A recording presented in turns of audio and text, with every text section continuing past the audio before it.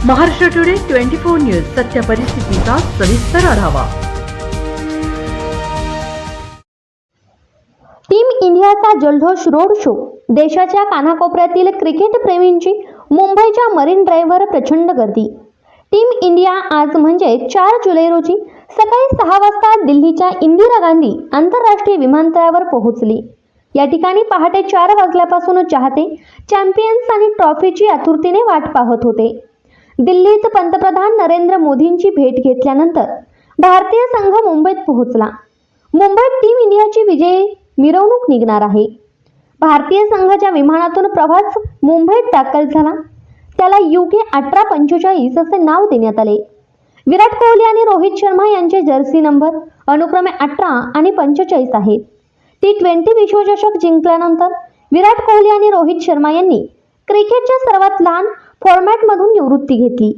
त्यांच्या सन्मानार्थ विस्तारा एअरलाइन्सने या फ्लाइट ट्रिपला UK 1845 असे नाव दिले।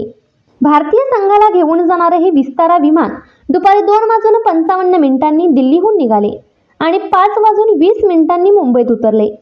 भारतीय खेळाडूंसाठी आजचा खूप व्यस्त राहिला आहे, कारण सकाळी बार्बाडोसहून उतरल्यानंतर अवघ्या काही तासांनी संपूर्ण संघ PM मोदींच्या निवासस्थानी गेला, त्यांच्यासोबत नाश्ता केला आणि आता मुंबईत आला। मुंबईत पोहोचल्यानंतरही भारतीय संघ खूप व्यस्त असणार आहे। विमानतळावरून संघाला त्या ठिकाणी नेले जाईल, तिथून टीम इंडियाची विजयी परेड सुरू होईल। हा रोड शो मरीन ड्राईव्ह परिसरात होणार असून येथे ही टीम खुल्या बसमधून वानखेडे स्टेडियमवर पोहोचेल। यानंतर या मैदानावर एक खास कार्यक्रम होणार आहे। BCCI भारतीय संघातील खेळाडूंमध्ये 125 कोटी रुपयांची बक्षीस रक्कम वितरित करणार आहे। महाराष्ट्र टुडे मराठीसाठी ब्युरो रिपोर्ट, मुंबई।